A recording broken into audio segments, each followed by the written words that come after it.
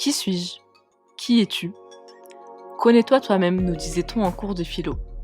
Mais apprendre à se connaître est une tâche bien difficile. Pourtant, cet exercice d'introspection est une étape incontournable dans la définition de son identité professionnelle. Pourquoi? Pour mieux comprendre ses motivations, ses valeurs, ses attentes et aussi ses besoins. Pour mieux choisir son associé, son persona de client et ses partenaires, bref, pour mieux progresser dans son aventure entrepreneuriale.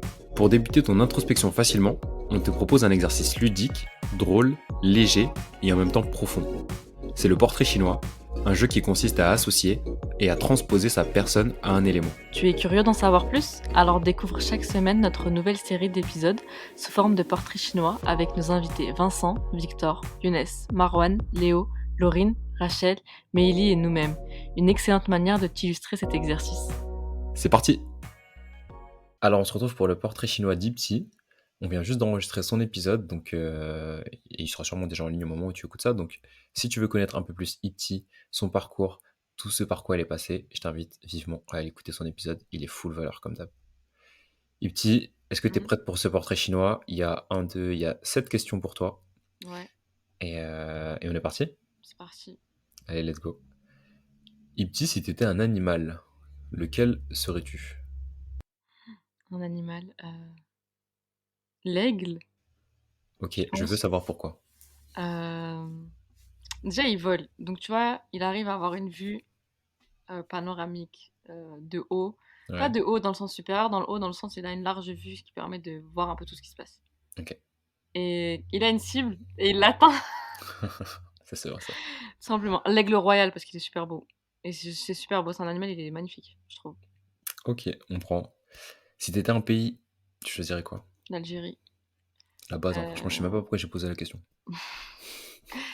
L'Algérie, mais pour des raisons pas, qui ne sont pas non motivées, et pas juste parce que je suis algérienne, mais parce que c'est un pays qui a soif de liberté, qui s'est battu pour sa liberté, et c'est grave important en fait pour moi la liberté.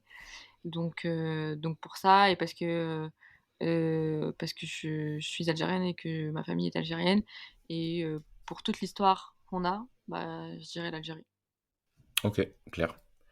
Si tu étais un mot, tu choisirais lequel? Un mot. Un Et seul. franchement, ils ont pas eu de chance, nos invités à chaque fois, c'est dur, hein. C'est dur, Pourtant hein? je connais les questions, hein, mais non. Un mot, heu, réflexion. Ok. Il y Parce a que une petite explication? c'est important de réfléchir et que je réfléchis beaucoup, Ok, ça me tout le va. temps. Si t'étais un dessin animé. Un dessin animé,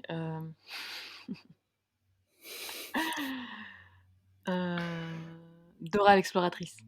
Ok, ok. Parce qu'elle, cette meuf, elle est trop déter.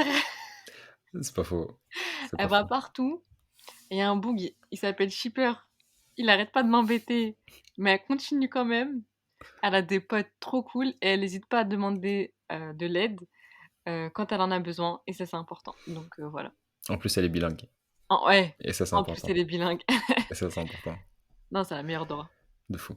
Si t'étais un plat, tu serais lequel? Je ferais un plat berbère, que personne ne connaît. Je vais le dire et après je vais le décrire. Ça s'appelle attends, faut que je dise les bons mots parce qu'il y en a plusieurs.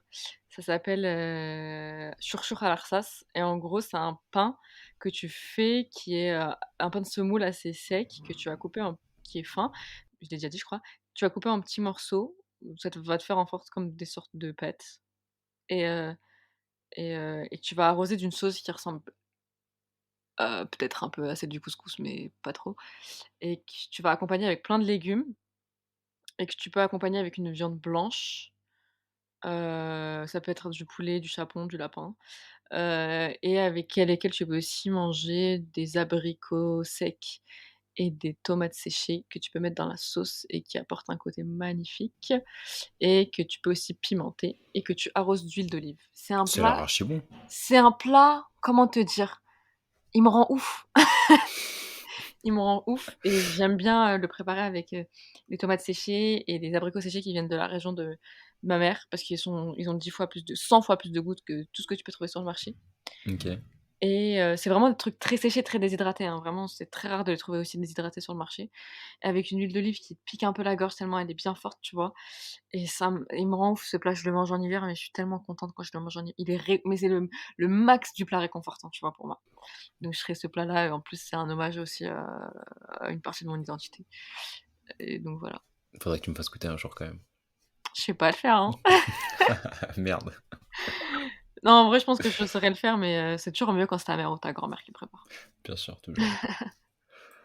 Avant-dernière question, si tu étais un sport, tu serais lequel? Je pense que tu as deviné la réponse, mais le Moi, je taekwondo. l'ai, ouais, mais je pense que les gens qui écoutent connaissent pas. Le taekwondo parce que ça fait partie de ma vie depuis 2007, que le tatami m'a vu grandir, que j'ai toujours été dans le même club, que c'est un club aussi qui m'a accompagnée dans mon développement professionnel parce que, par exemple, c'est eux qui m'ont financé mes formations, qui font qu'aujourd'hui j'ai des diplômes d'entraîneuse de taekwondo, qui font aujourd'hui que je travaille aussi au sein du club, que je participe à la vie et que ça m'apporte l'expérience professionnelle, que je présente aussi, quand je passe des entretiens, par exemple. Parce que c'est un sport magnifique, c'est un sport complet. Il y a une partie technique, une partie combat, une partie self-défense, une partie cardio, une tu peux pas t'ennuyer dans le taekwondo, en fait, vraiment. Et moi, je suis quelqu'un qui m'ennuie assez rapidement et ça fait 15 ans que je suis dedans. Ça prouve bien que, bah, Que je kiffe, que c'est kiffant. Ouais. clairement. Ok, et dernière question, si tu étais une émotion, tu choisirais laquelle? La La question joie, la plus dure de ce portrait chinois. la joie, La joie? ouais. Je Ok, vais essayer de rester positif même si je suis aigrie H24, mais mais non, la joie parce que c'est ce qui te fait vivre des bons moments.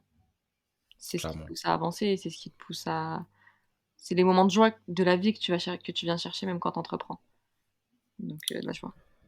Et ben, on va finir sur ces jolis mots. Mmh, Merci à toi de nous avoir écoutés, d'avoir suivi ce portrait chinois. Pour rappel, il y a l'épisode complet sur la vie d'Ipti qui est sorti. mmh. Donc si tu veux en savoir plus sur elle, sur par quoi elle est passée et sur comment elle en est arrivée à fonder Entre deux podcasts, tu sais où ça se trouve. Merci Petit, Avec plaisir. et puis à la prochaine. Ciao. Ciao. Si tu es arrivé jusque-là, c'est que l'épisode t'a sûrement plu. On est des fans de feedback, alors mets-nous un message en commentaire ou sur nos réseaux sociaux pour nous dire ce que tu en as pensé. Et si l'épisode t'a vraiment plu, n'oublie pas de nous mettre les 5 étoiles ou liker sur ta plateforme d'écoute. Ça nous aidera à avoir plus de visibilité. À bientôt pour un prochain épisode.